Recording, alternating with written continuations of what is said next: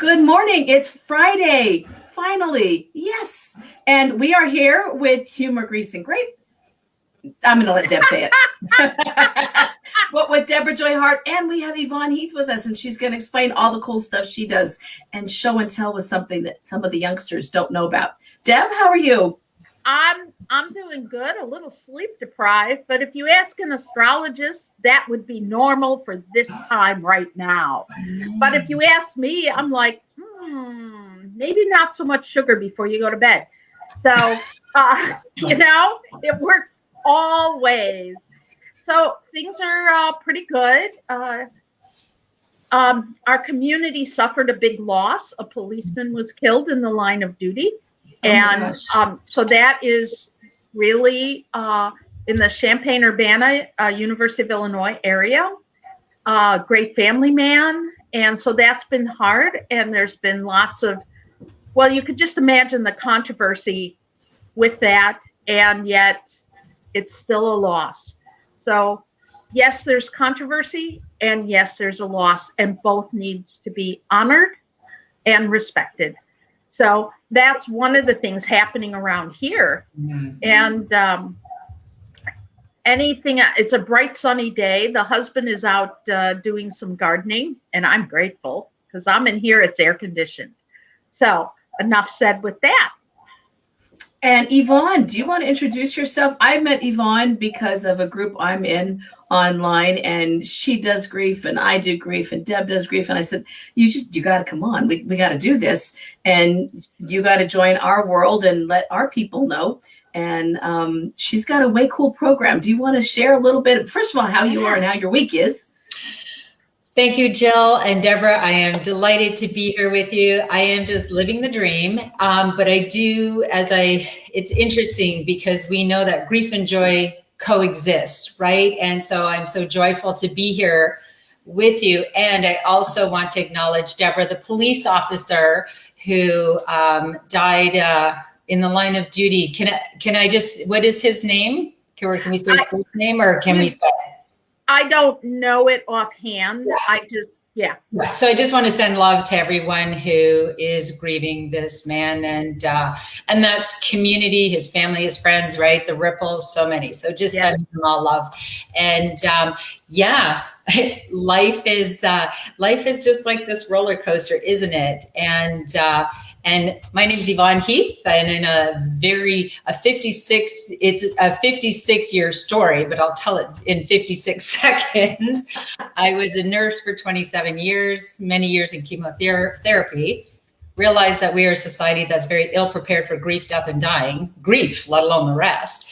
And so I aspire to help create social change with heart and humor. And obviously connecting with you two ladies, I know that is right. I'm in the right place.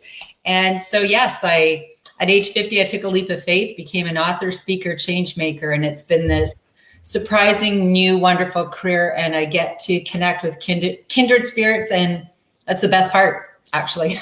Isn't it? 100%. Grief people are a unique bunch. We rock, actually. Right? And having the humor part of it is... It's already serious enough, isn't it? I mean, let's be honest. When you tell someone I do grief, I did that. I was buying a car this week, and they said, what kind of work do you do? I'm like, I'm a grief therapist and trainer. And they're like, oh. I said, yeah, well, my wife's a mortician, so you can do that for her too, and that's okay. And isn't that sad? And I said, no, it's actually amazing to be able to be part of a community that loves to support people and has a great sense of humor, because, I hang out with clowns. Right? Well, what did you ask for? Right? And you hang out with Patch Adams. Well, and it's interesting because, so first of all, I love that you and your wife are both in the death industry. Jordy, my husband, and I, we've been called the death couple because Jordy's a paramedic and he works part-time at the funeral home, and he is the behind the scenes guy here. He's the magic behind the unicorn, as he calls himself. And in all of this, I mean, in connecting with kindred spirits, my biggest thing as a nurse was bringing heart and humor, because I'm very good at being silly and ridiculous and laughing at myself, laughing at others, all together. Right. And so, of course, as many of us, we watched the movie 1998, Patch Adams. And so for all the young people, that are watching this is VHS. This is how we people that have been around for many decades watched movies. We thought it was cool and new when it came out. Oh, yeah. We all wanted a VHS, and a VHS player was like $600. Yeah. Right? Which was like $3,000 in today's dollars. God, that's so hilarious. But yes, in this pandemic, it's just so surprising how when you follow your passion and purpose, or you turn your pain into passion and purpose, great things happen. And if someone would have told me I would do a TED Talk and I'd become an author, speaker, change maker, I'd have a TV show, I would have laughed hysterically. But all of these things happened. And because of COVID, because of the pandemic, not being able to do many events in person or my TV show, I got to interview people from around the world. And one of my guests was Patch Adams. I was over the moon, and I'm obviously in love with Patch. One of my goals is to introduce or reintroduce Patch. Like, Debra, Patch, you live near Patch. So many people don't know, or right. or think, oh, he's still alive. I said, or he's real. He's real. Real. Oh, I didn't really know. I didn't really catch that. And he's done extraordinary work for 35 plus years. So speaking of bringing humor to every situation, right? He's the guru of bringing humor to no matter what the situation. For our listening audience, I just want to say, many of you might not know what Patch Adams really looks like. You think he looks like Robin Williams. Think he looks like Salvador Dali dressed up in, I love his clothes. It's more than boho chic. It is the coolest. It doesn't matter.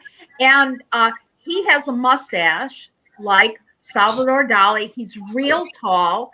And I believe he still has long hair. Oh, he hasn't had a haircut since the 60s. Yeah. Kind of Einsteinish. Yeah. No, not Einstein. No, really? It's a long ponytail. Oh, very cool. Yeah, with the Salvador Dali mustache. So 60s rocker. Yeah, very nice. Like yeah. This is from the Gesundheit Institute, or if you go to .org, this is a mask, and that's Patch's. That's his mustache. Yeah.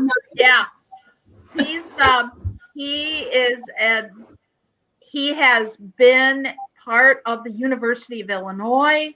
He does, Noel Carney from Canada, Dolly on crack. Oh, yes. And I love it. And so, yes, and he has his own magic and the way he explains things with poems, with quoting, his intellect is. Oh, he's brilliant. Yeah. So he has his own way of doing things, which gives people permission to do what they need to do to bring their inner clown out and their inner self, which, if I can say, Jill and I, from this whole time, have been giving people permission to grieve.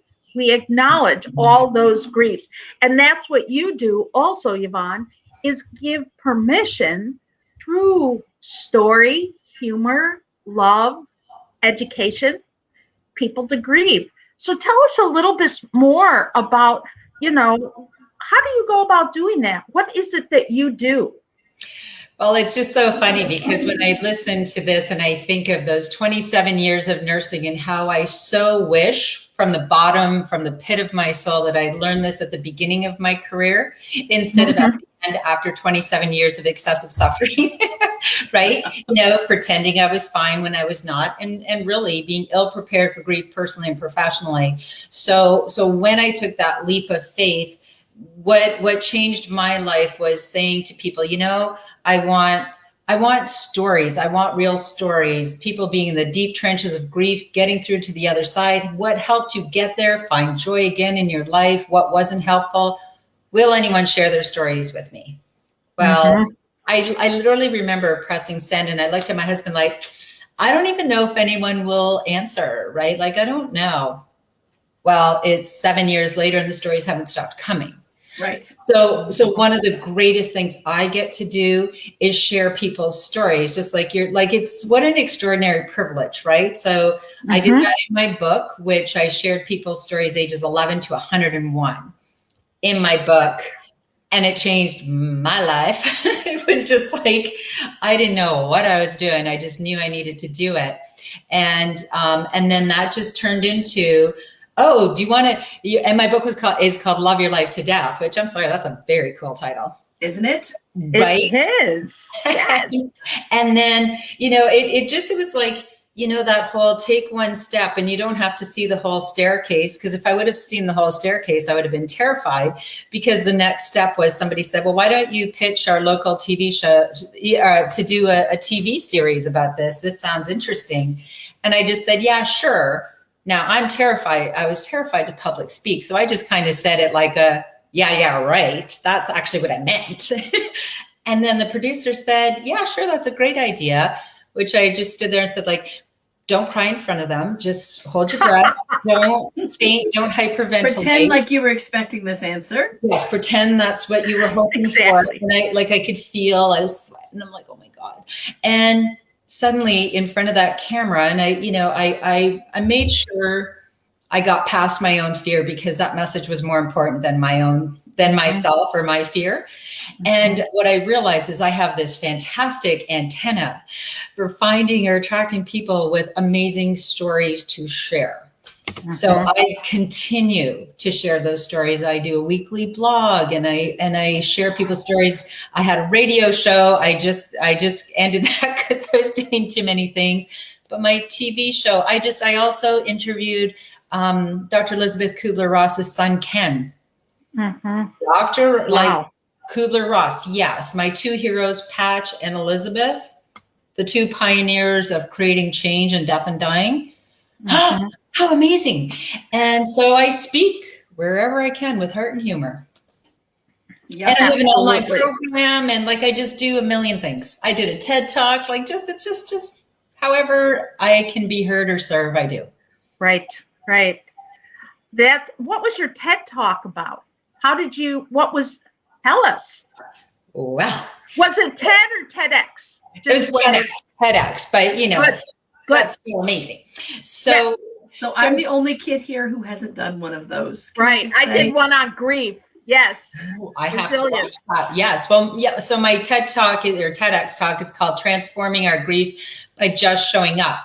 And the whole thing is, so when I wrote my book, and I felt like every healthcare professional and every adult needs to read my book. It's a wonderful resource. And I can say that because I shared so many beautiful stories. And then I realized, as I continue to talk to people and to interview people, I realized what I heard more than anything was, I don't know what to do and I don't know what to say. Have you ever heard those words? I don't know, Jill, Debra? Yeah. All the time. All the time. I don't know what to do. I don't know what to say. So we avoid, afraid to do or say the wrong thing. And it got me to like, well, why would we know? Right? We don't prepare for grief before grief arrives. We don't talk about it. We don't train people for it. We don't have a class in it in high school. No. So we're reactive, not proactive. So my goal, I am not a grief counselor. My goal is to create social change where we talk about, plan, and prepare before. So I wanted to also expand the fact that grief isn't just experienced at end of life. Every loss. Divorce, diagnosis, job loss, mental health issues, moving, being stuck at home with your teenagers, whatever it may, or stuck at home with your parents. It's all grief. And and that whole, I don't know what to do, I don't know what to say. That's what I addressed in my TED Talk, because what is the answer? When you don't know what to do, you don't know what to say, it's awkward, it's uncomfortable, and you can't fix it, just show up. Just show up. So we created the hashtag I Just Showed Up movement. I want one. Of course you have to have a bracelet. The I Just Showed Up movement teaches people of all ages how to just show up for themselves and others so they are empowered and resilient when grief arrives. So the movement is hashtag I Just Showed Up. I just showed up, because when I want people to see the bracelet. See, I don't tell them, oh, you should just show up. I say, guess what? I just showed up because we can lead by example. Right. Lead and teach by example. Yes. Hashtag I just showed up. Oh, what does that mean? Oh, well, sit down. I'll tell you all about it. Right? Right. So it's been extraordinary. And that was, I talked about just showing up in my TED Talk, just showing up for yourself first. Mm-hmm. Right? Let's stop making self-care a buzzword. And, oh, yeah, I'm so wonderful. I just show up for everyone else first. I say, well, what can you do to change that? So that's not sustainable and you're being a poor example. So stop it. I really like how you say, and Jill and I have talked about this a lot. It's okay to say, I don't know what to say. I don't know what to do. I'm here. And I'm a mess. I just showed up. I just showed up. It doesn't matter whether you're the person supporting, like you're not the person that had someone die, or you're the person that someone died. I mean, you could read in all of the, Facebook groups. I don't know what to do. Jill, you posted something just recently about the HR person. Don't even get me started at the words that came out of my mouth when I read that. Right. So, right. And so you give, Yvonne, this is so cool because you're just giving people permission to just show up. Don't worry about the how, what to do, just show up. And it's really okay to, I usually say it this way, I jump and then I build my wings on the way down. Absolutely. It's really hard for people who follow directions and like to look at directions. I am not one of those people, so don't give me anything by IKEA. So I'm just saying, but you do. You just show up. So tell us more about the stories and things like that. Oh, I will tell you, it has been so extraordinary because really as a healthcare professional being in it, and that was the first thing I did because how this all came about besides my excessive suffering with all my patients and all their family and the forgotten grievers, which we all are, when someone dies, like perhaps the immediate family may get grief counseling. Perhaps they may not. I hope they do. And they may not trust the hospice to do it because we've got research that shows if during the dying process, particularly in an intimate couple, if the survivor to be expresses emotional needs or needs for the two of them, and the staff goes right to the medical stuff, which is stuff they can solve. Yep. And then they lose track of the emotional. When that hospice calls to do the follow-up, they're like, yeah, no, out. Absolutely. Bye. So, and again, those are all the things that I say, let's talk about plan and prepare before. And even, so you have that inner circle and they have that support. And yet when that person dies, again, you have your forgotten grievers in the community, right? The family, friends, neighbors, coworkers, relatives, the neighbor down the road who thought, oh, I just really love that man. He's so amazing. And they're grieving. They don't know what to do with it. They're not going to get bereavement leave or, not that that's very long anyway. Bereavement leave is only 3 days. Which is, that's not even. Right? So, and even just knowing that, like, this is a great cultural shift I am talking about because I'm not a grief counselor. I'll say, go talk to Jill or Debra. That's not what I do. I want us to create a solid foundation before.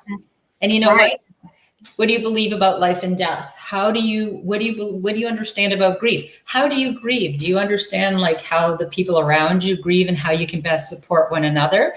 And I tell people, go visit a hospice before you have to. Understand that palliative care isn't a death sentence. What is palliative care? And hospice isn't going to kill you. Hospice, they'll probably keep you alive a lot longer than you will live longer, and your survivor will live longer. Everyone will live longer. I promise you. And they make great cookies. It always smells good in there. And you know what? Counselors, absolutely. I said, have your counselor on standby. Therapists are terrible with grief unless they're trained, though. Well, I would be the first one to say that. 100%. 100%. But here's the thing, and here's the thing. I believe with all my heart and soul, we need our professionals and we need our community members to learn how to just show up, because when you have a counselor, it's going to be for a certain amount of time, maybe once a week, twice a week. Your grief is going to be, it doesn't go away those off hours. Right. You have your community who knows how to just show up for you. And the biggest thing I also learned is people, because they don't feel qualified. And I said in my TED Talk, you do not need a PhD to love and support someone. To just sit. After a divorce. Like, people just want to be heard. Right. Go and visit. Just want to be heard. I don't know what to say, but I'm here. Yeah. Something I write to a lot of people, because they don't have the physical energy to be talking. So with the help of text, I write, thinking of you, checking in. Anything else might lead to a chat or not. And they might not have energy for it. They don't have the energy. It's like when someone, well, anyway, yes. It's a big, juicy subject. And the thing is that the just showing up is, like I said, walk the dog, pick up the kids, bring food, like lead with your heart and just show up. And the big piece also is keep checking in, keep showing up, keep showing up because, of course, after a crisis, and we're all very reactive. After the funeral. Right? You're just like, there's people everywhere. And then everyone's life goes back to normal except yours. Right? And now with COVID, we've got lots of people who are a year and 2 months after the death. And they're kind of wishing they could do that service that they're now seeing other, but they're thinking, no, I had my little Zoom. It's other people who are more important. And what we need to say is, let's plan it. Let me help. Exactly. Jewish culture, they will have a funeral 3 days after, technically, and then 11 months later. So that's the unveiling. That's like the memorial. That's what they do. Beautiful. And who says you can't do that? Or say, I had the funeral, I need a memorial time. I was not mentally able to do that for my mom. It was 5 years till I went back to that particular Jewish cemetery and I wrote everything, and people are like, 5 years. I go, yep, 5 years. You're not the one putting it on. It's sort of like learning how to use Facebook Live. And people are like, well, you didn't do that right. Are you doing it? It's not about you. It's about my goodness. Love it. There is no right or wrong way to grieve. The caveat for me is only if you're hurting yourself or someone else. Your grief, your way, your rules.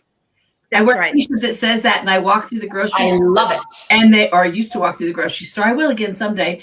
And people, the clerks stop me and say, I love that shirt. I wish someone had told me that. Like, okay, well, I'm telling you that now. Let's chat. Right? Because nobody said that. My mom, when my grandfather died in 1982, the month I graduated from high school, my mom the next month said, we got to do something, because my grandparents lived in a retirement community, a bunch of little bungalows around little greens. And there were about a dozen little greens around the little community. It was adorable. Yeah. And she said, we got to do something. So we put together a Lily's coming out party. And we had, little tea sandwiches and whatevers and cakes and things. And we set them out on her little patio and took invitations to everybody on all the little greens. And come meet Lily without Elmer.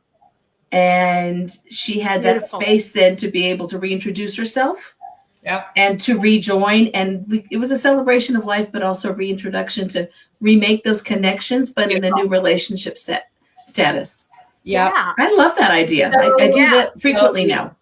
Absolutely. And, it's interesting because in my first chapter of my book, and it was a very brave kind of, first, it's called It Was a Good Death. And I know that people, That's a hospice term. We love good deaths. What do you mean? It was a good death. It was a death. How can it be good? And they said, well, here's the thing. I mean, we all have a choice, right? We don't always have the choice we wish we had, but we have a choice of what we do with what we're handed, of course. And so like death is non-negotiable. And here's the hard truth, right? Here's the elephant in the room. Right. Oh, great. Mine's looking at me. We don't all die of old age and we don't all get a warning. Right. See, even my elephant knows how to just show up. He's got his bracelet. I'm so jealous. I need one for mine. Yeah, absolutely. Absolutely. But we can make that choice, right? We can. And so one of my very first interviews, and it's hilarious because I was like a deer in the headlights. I didn't know what I was doing. My friend Sue that I worked with in Emerge said, I'm going to come over to your house. It's dark. You live far. I have a puppy. I don't even know why I'm doing this. Well, and I said, okay, come on over. Let's talk. And she shared the story of her dad, Homer. And I was just captivated. And it became that first chapter. It was a good death because Homer lost his sight at the age of 17, but that did not stop him from living his life fully. He married, had 5 children, golfed, bowled, and lived fully. And when it was his time to die, he planned everything. He wrote letters to his children. I had a patient just like that. For his daughters. He left this beautiful legacy of love that was enduring for his family. And I literally, when she left, I just sat there and I was just spellbound. And I just went, okay. And I told Homer's story, I don't know, when I started speaking, I've probably told it hundreds of times. And it took me probably about 3 years to not get really choked up. And like, I don't mind crying in front of people. It's just that I get really squeaky, right? And like high pitched and like dogs start barking. So, but it was just, okay. There's something to this, right? About what we can do. And then I spoke, then it's like, okay, what about the really hard stuff when people die young, right? When people die young and tragically, and we just don't want to talk about it. So, well, we can either wait for a crisis or we can build some sort of foundation and a soft landing for ourselves so that it doesn't destroy us, because then we become another person to grieve if we stop living. Right. We prepare families for it. We walk them through it. I specialize in pediatric hospice. And that's the look people say, oh, no, it was an amazing experience. And now I get referrals from neonatologists where they know that a child is not going to live long, and they refer the parents because the parents have to make decisions about when to allow the natural death to occur. Which is the new language instead of that pull the plug nonsense. It's allow the natural death, A&D. Natural death, yes. Even DNR, do not resuscitate. Well, let's not use that. Let's use A&D. Natural death. Yes, and that's what we're talking about. Right. That's what we're talking about. And it allows those parents to then say, okay, so I can integrate this loss into my life, and we can still have permission. I'm the first one that gives them permission to have other kids, because everyone else says, but you're replacing.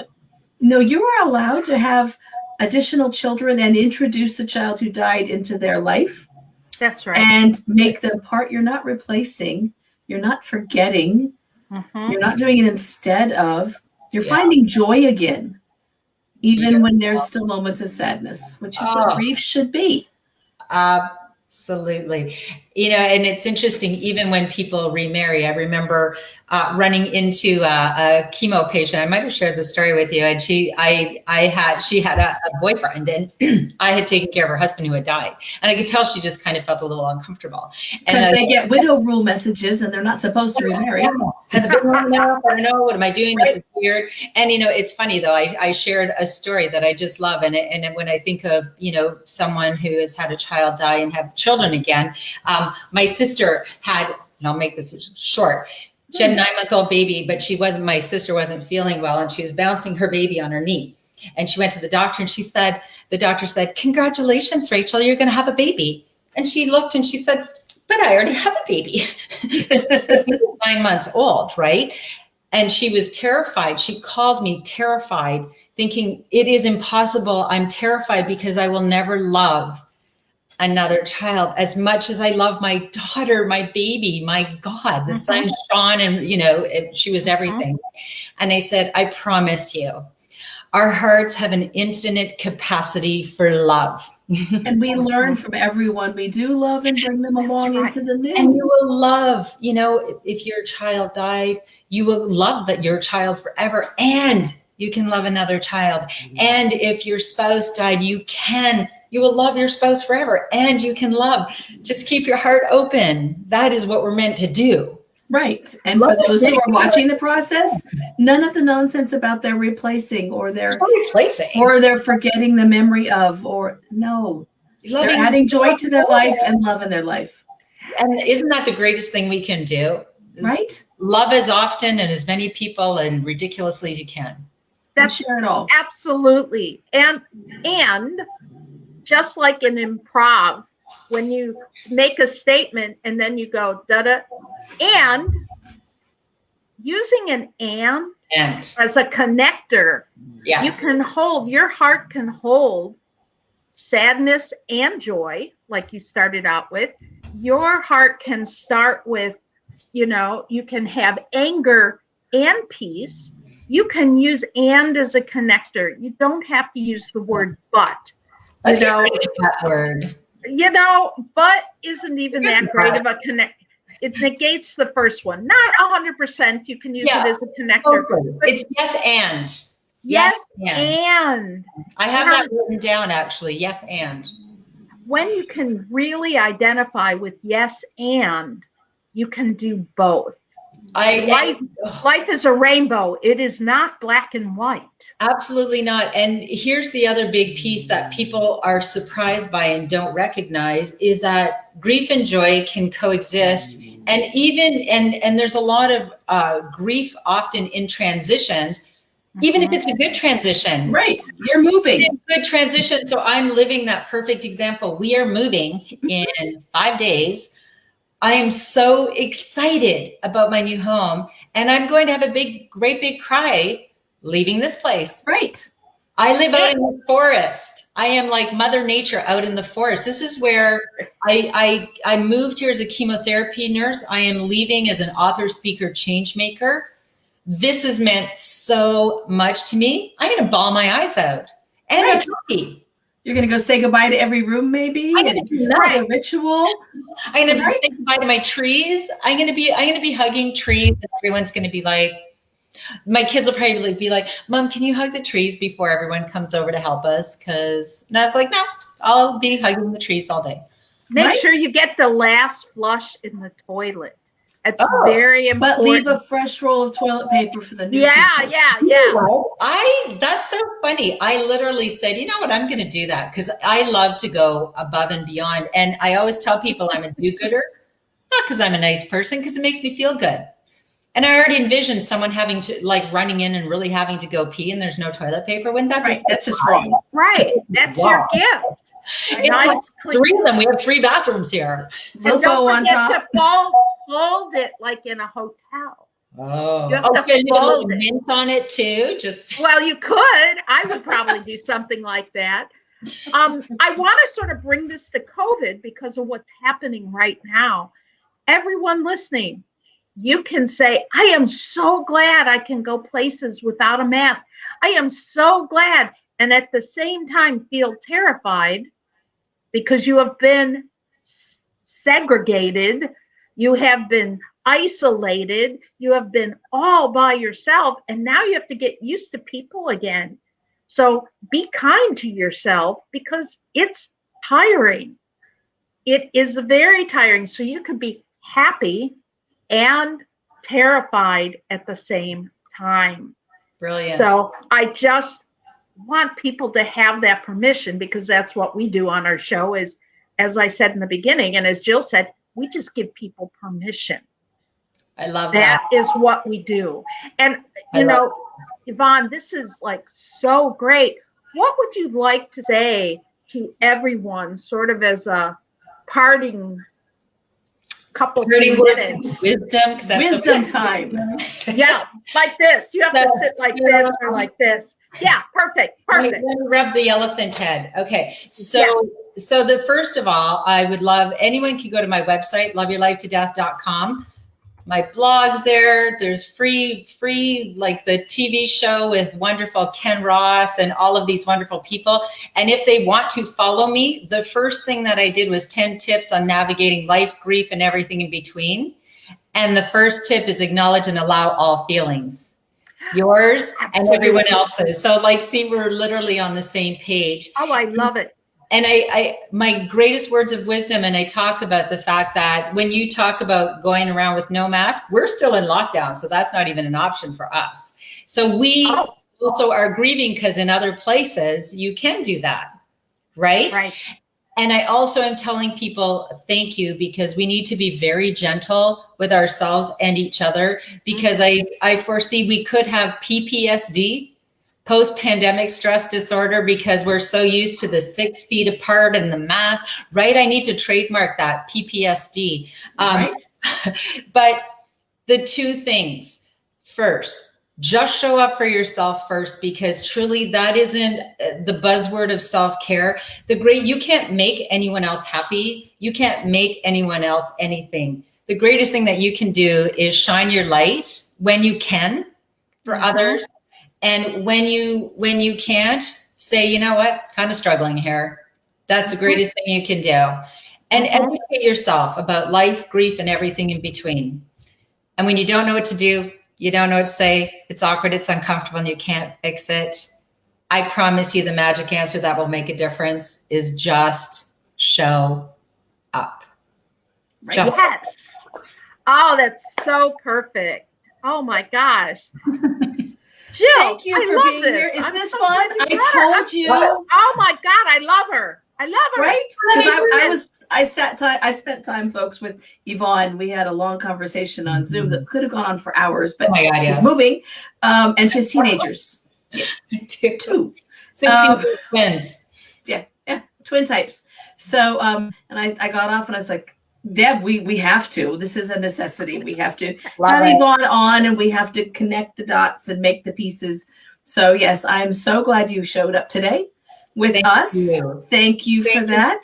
I am so honored to just shown up for you, and thank you for all the beautiful work that you do in this world. We need social change, and connecting and helping people through life, grief, and everything in between takes many voices. And I think it takes an entire global community right now. Absolutely. We're all in this together, and together we can create change. So namaste, my two friends. And I think this will be our last conversation somehow. It will not be. We will see you soon. Oh, there's a namaste frog. That's right. I love it. That's awesome. Namaste, Granoi. Awesome. With the prayer beads. Gotta love it. All right, guys. Everybody have a great weekend. I thank you, Yvonne, for being here. Deb, I will see you next week. And Yvonne, I'm sure I'll see you around the block. Oh, yeah, you will. All right. Thanks. Take care. Bye, everybody. Okay. Bye for now.